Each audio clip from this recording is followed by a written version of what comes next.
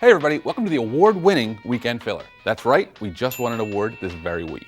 As you know, Weekend Filler is a show about people just like you all over the Delaware Valley doing cool things. Drinking cool things, eating cool things, ghost stories, you name it. We like to say we're putting the U back in UHF. First up in Philadelphia, it's a rite of spring when the flower show comes. We can't wait for the flower show.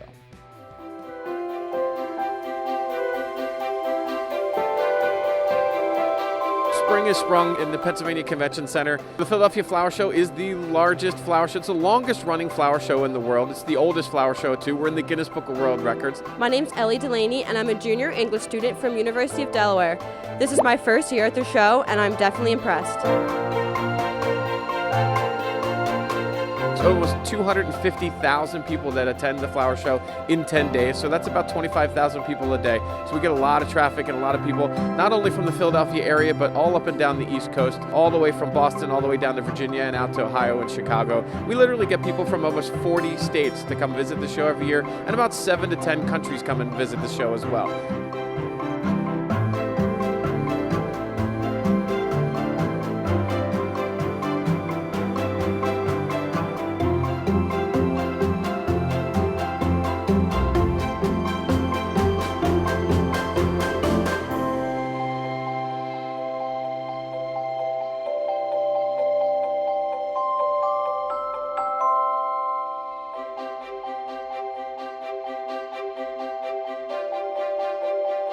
Some of my favorite flowers at this year's show would definitely be the tulips because they steal the show away. There's 30,000 in just the entrance. This show has been a regular tradition in Philadelphia for many, many years. Generations of audiences come in to see this show, to see great plants, great flowers, amazing horticulture and gardening information, and really get inspired to get gardening out there in the springtime. The daffodils have definitely stood out to me. I love Dutch flowers, so this is definitely the place to be. You see annuals, you'll see bulbs, you'll see perennials. It really is a great show to see a lot of different varieties of plants and flowers. We have flowering trees, we have cherry trees, we have apple trees that everybody loves to see those blooming at the flower show before you can even see it outside.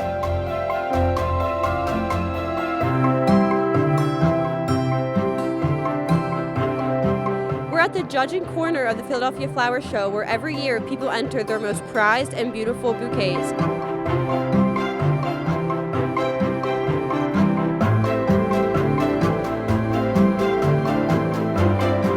We have first, second, third place, and many other special awards awarded to those gardeners who put in hard work this past year. I am Sam Lemhenny. I'm the Chief of Shows and Events for the Pennsylvania Horticultural Society here at the Philadelphia Flower Show and the Pennsylvania Convention Center, saying thanks for watching Weekend Filler. Next up, Zoagies' incredible fried hoagies. You will not believe these sandwiches. But Zoagies is about way more than the sandwiches. It's about Chef Zoagie, Ezel Barnes. This guy is unbelievably funny.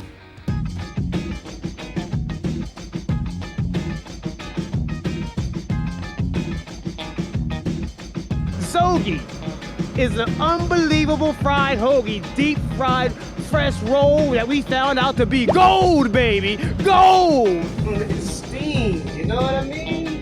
Some chicken, that's finger licking, a little dressing for the blessing. And that right there is a chicken Zoagie. Yeah, that's why they know me. After you get this food, it goes straight to your brain. Everything about you will be upgraded because you'll have Zoagies, on fried hoagies, chicken fish shrimp, and photo PBJs. You can get some chicken, you can get some shrimp, you can get some drab like you never had. You can get a whole slab of ribs, but we don't call them ribs, we call them what? Zibs. Kelly, guess what? This is the young lady that wrote the first story about Zoagies. Well, when I saw your video on Facebook, I couldn't not come down here and meet you and write about you, so. Well, my boy Mike saying that, you can see the music's out here playing. My man is always doing whatever he can in the community. Zoagies, he's unbelievable. He's a character. It's an experience. It's unlike anything you've ever seen or tasted in your life. Zoagies, fried hoagies, chicken fish shrimp, on all PBJs. We're gonna serve you every day, every day, every day. Telling you in Azalea Barnes. Tell them something, Azalea. I just make the spices and do everything what you like. You make the spices and do everything that I like? Yes. Azalea, that's right, baby. Zoe only fried hoagies if I know PBJs. Yes, baby. We got some funnel PBJs that make people go crazy, where we deep fried a PBJ. It makes everybody dance. Yeah, like 4.5 years ago, I'm sitting on my couch and my wife decides to cook and says, you need to make your own platter. And I cut up some great tomatoes, I made it all pretty, and when I bit it, I said, ooh, this will sell. So the very next weekend, I had a basketball tournament, and I invited everybody to my yard, and I start selling Zoagies. After that little crew, I start driving around the neighborhood on my little bike and giving them away for free because they didn't know me for food. I was in business selling rainbow systems for 14 years. So once they bid it for the first time, they said, get me another one. And they were willing to pay for it.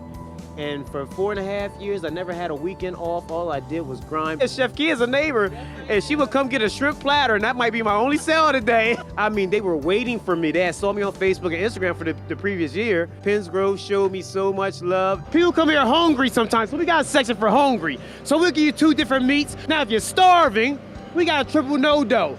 Then we got half dead. You're coming here, you're barely making it. We'll give you a quadruple no-dough, 4 different meats. Life support, you're dang near dead. We gonna give you 5, the Cinco no-dough. Chicken wing, or should I say chicken zing. Zinders, Zarab like you never had. Shrimp, and Zish, #1 on my list. They always ask me, what's the favorite thing here at Zoagies? I say, just go like this, and you can't miss. Follow us on Instagram and Facebook. You'll know our names. Zoagies, on fried hoagies, chicken fish funnel, PBJs. Follow us every day. ZoagieFuel.com. Much love. And they will always tell me, you're gonna be on TV. You're gonna do this one day, I'm telling you. And I said, I agree, I believe it. I wrote it down in my business plan. And it's funny how it's all coming together.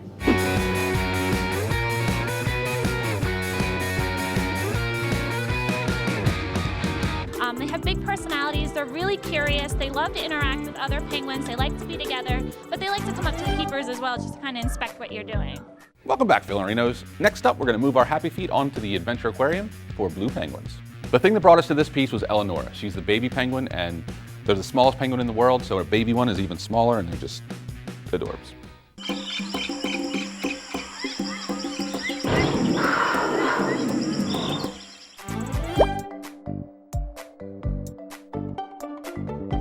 This is our little blue penguin exhibit at Adventure Aquarium. We're super excited to introduce a couple new penguins to our colony as part of a species survival plan. So we want to make sure we have penguins that can breed together and have babies. And we were super excited. We had our first penguin hatch here this past December. So she's out on exhibit. Her name's Eleonora. We also introduced 2 more females to the colony to round out for a total of 11 little blue penguins here. Little blue penguins are really fun to work with. They're very loud and vocal. They have a lot to say. They're always talking. They make a loud, trilling noise, so it gets kind of loud in there. You wouldn't think tiny little penguins can be loud, but they're very loud. And they have big personalities. For being such a little penguin, they have big personalities. They're really curious. They love to interact with other penguins. They like to be together, but they like to come up to the keepers as well just to kind of inspect what you're doing. Something you might not know about the little blue penguin is they're actually the smallest species of penguin in the world, and right now there's 18 different species of penguins. So we offer them food twice a day, and we offer them a variety of different kinds of fish. They are fish eaters. We also offer them squid. Some of them really don't like it, so they're primarily fish eaters. We offer them capelin, smelt, anchovies, trout. Sometimes we can get them to eat a herring, but they eat the smaller sized fish that we offer them. You should definitely come to Adventure Aquarium to look at these penguins. We're super excited to be one of only 6 facilities in the country that have little blue penguins. So you're not going to be able to see these guys very often, especially outside of Australia where they're native too. So if you want to see a little blue penguin, not a lot of places to go, definitely come to Adventure Aquarium. Next up, Auburn Road. Auburn Road's a story about 2 corporate lawyers that got sick of being corporate lawyers and decided to make wine. They took a huge pay cut and opened a vineyard. At Auburn Road, you'll come for the wine, but you'll stay for the pizza. It's delicious.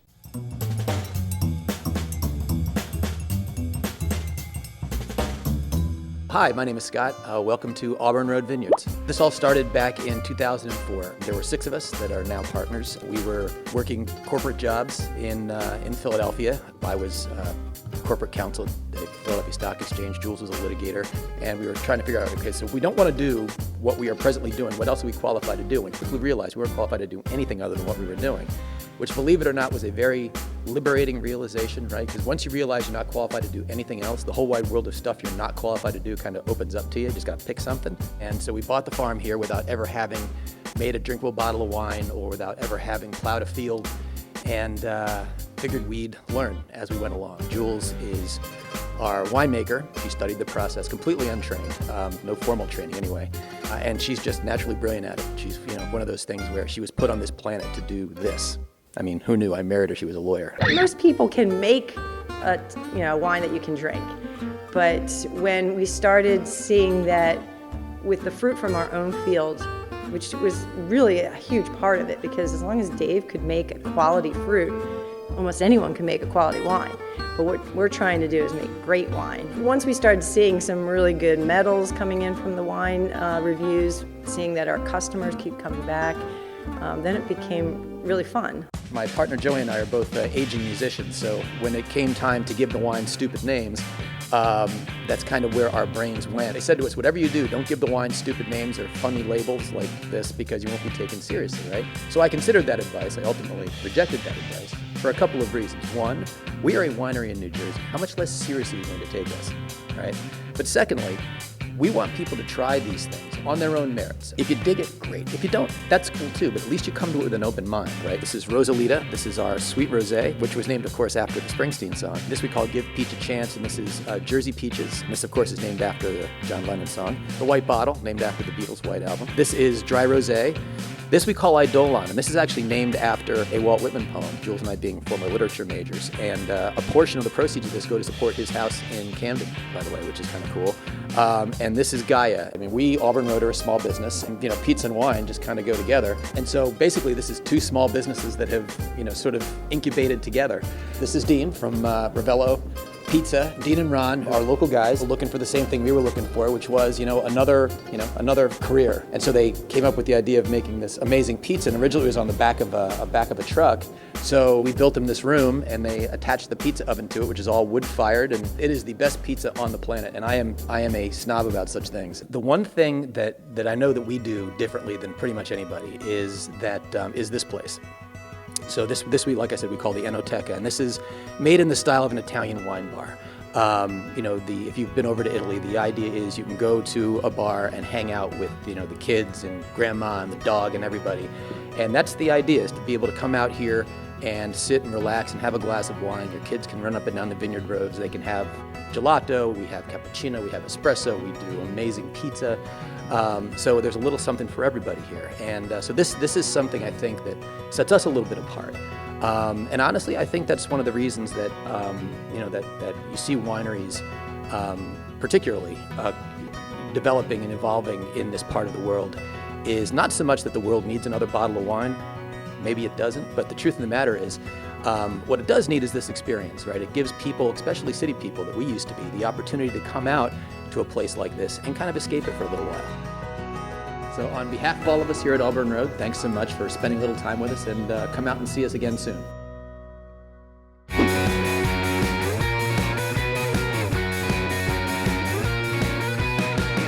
picked the beer, picked the name, kind of voted on the name, and it became the Willie Sutton Lager, and that is still our house beer. Welcome back, Filler fans. Next up, we're going back to the London Grill. We've been there before, but we love their burgers and we love their craft beers. Our favorite craft beer at the London Grill is the Willie Sutton Porter. It's named for Willie Sutton, who broke out of Eastern State Penn, so they gave him a porter.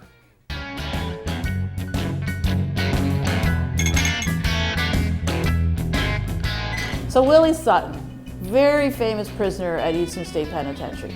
Not as famous as Al Capone, everybody comes to see that cell, but Willie Sutton and a group dug a tunnel and tried to escape from Eastern State Penitentiary. And they got caught right outside of our bar across the street, corner of 23rd and Fairmount. A lot of people said that they got caught in our bar, that they came and actually were in the bar drinking. So we had a contest. We had just taken over about having a house beer. It was craft beer. 1991, we're one of the first craft beer bars.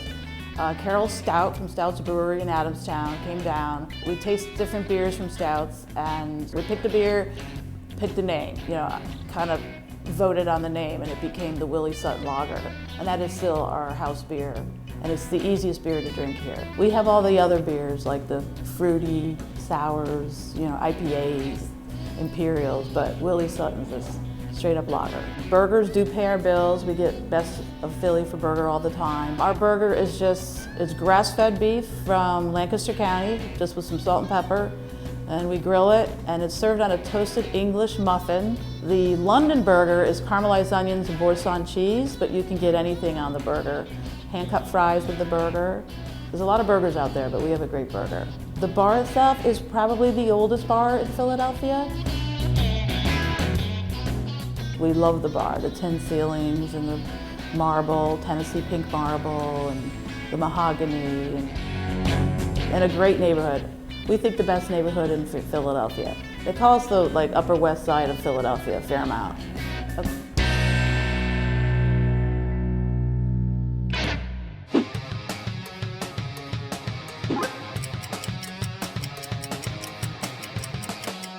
Hi, my name is Sarah, and I'm an enormous Game of Thrones fan.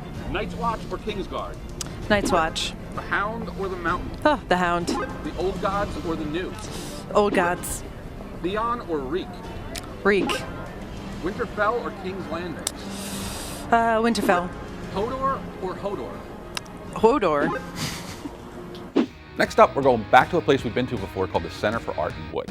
They have a thing called the Monroe Chair that's made of the same piece of wood over and over again.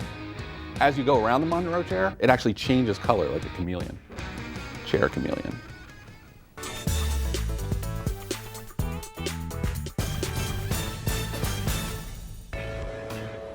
We're standing in the Jerry Lundfest Gallery, where we stage 4 or 5 exhibitions a year. We're a not-for-profit museum, gallery, and research center. Our museum collection has over 1,000 objects, and most of them are on display either upstairs or in the corner of our main gallery. So we're very fortunate to be able to show, I would say 99.9% of the collection, which you can also view online through a virtual tour or through our database where you can search by the object or the maker. I'm very fortunate I get to live with these pieces every day since I work here. We have 2 pieces by Jerome Blanc from Switzerland. What I really like about his wall-hung pieces is that they're inspired by the landscape around where he lives. He gets aerial photographs of the land around him, and then he turns these forms and uses a laser to reproduce or interpret the pattern of the landscape around them. There's also a chair here called the Monroe Chair, and that is 81 pieces, all the same size, cut on a CNC machine. A rod runs through the 81 pieces, and the pieces are repositioned to form the chair. What's really unique about the chair, besides that, is when you walk around it, it actually changes color. So when you stand on the left side, it's white, but as you move around it, it reveals the right side of each of the individual pieces, which is a dark color. It is free admission. We suggest a $5 donation, but we are a free institution. Besides having changing exhibitions and a fantastic permanent collection and a research library, we have an excellent museum store where you can find a wide range of functional, decorative, and sculptural objects for a few dollars up to several $1,000s, all in wood. So if you're celebrating your 5th anniversary, which is wood, is a good place to shop.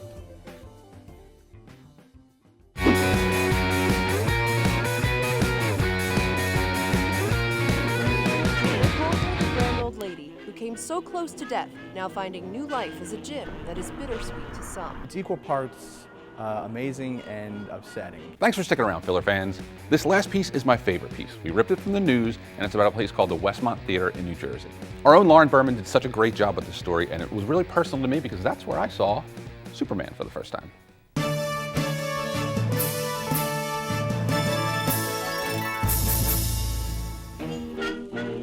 They call her the grand old lady who came so close to death, now finding new life as a gym that is bittersweet to some. It's equal parts amazing and upsetting. Brent Donaway loves this theater. He wrote a book about her and produced a documentary. The Westmont Theater first opened in 1927. It was once home to vaudeville and silent films. The circus, whose writer, director, and star was film icon Charlie Chaplin, was shown here in 1928. But the theater on Haddon Avenue fell on hard times and closed in the 30s. After World War II, it was refurbished, reopening in 1948 as a single-screen movie theater. I'm told the line actually went much further than the photo shows. Many even speculate Steven Spielberg himself, who lived minutes away as a child, saw the film that inspired him to become a filmmaker, The Greatest Show on Earth at the Westmont. And this is the story of the biggest of the big top. The theater had its ups and downs over the years, but in the winter of 1973, people flocked to the Westmont to see The Exorcist. Is there someone inside you? Sometimes. The management of the theater at the time thought it was very fun to add to the element of the film by turning off the heat and turning on the air conditioning to make the place cold and dreary and creepy, kind of like the tone of the film. In 1987, its once glowing marquee went dark, and after a few failed revival attempts by local artists, the landmark fell into disrepair. Today, she has been reborn as a Planet Fitness, her movie screen replaced by treadmills and weights. Developer Henry Gorenstein and his partner took on the $3 million project in August of 2014. The engineering challenges were many, like removing the floor, which sloped to the screen. The floor was one of the things that was holding the walls together, so removing a concrete floor was difficult, and we had to be very careful. It was in deplorable condition. The roof was leaking, there were some structural problems. I know a lot of other developers had looked at it, walked through it, and just walked away. While a gym may not be what some had hoped for, Donaway is grateful the theater's doors are open once again. It's going to tell a next story.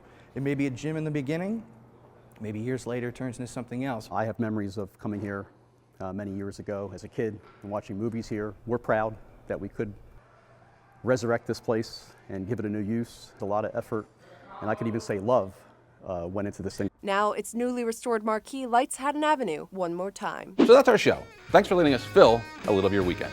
We hope you had as much fun watching the filler as we have making the filler. We love making the show for you. Remember, you can get all these segments online at weekendfiller.com. You can follow us on social on our Instagram, our Twitter, and our station Facebook. But here's a tip. We're going to make our own Facebook very soon, so look out for that. I'm Tony Romeo. Until next week, we'll see you on the internet.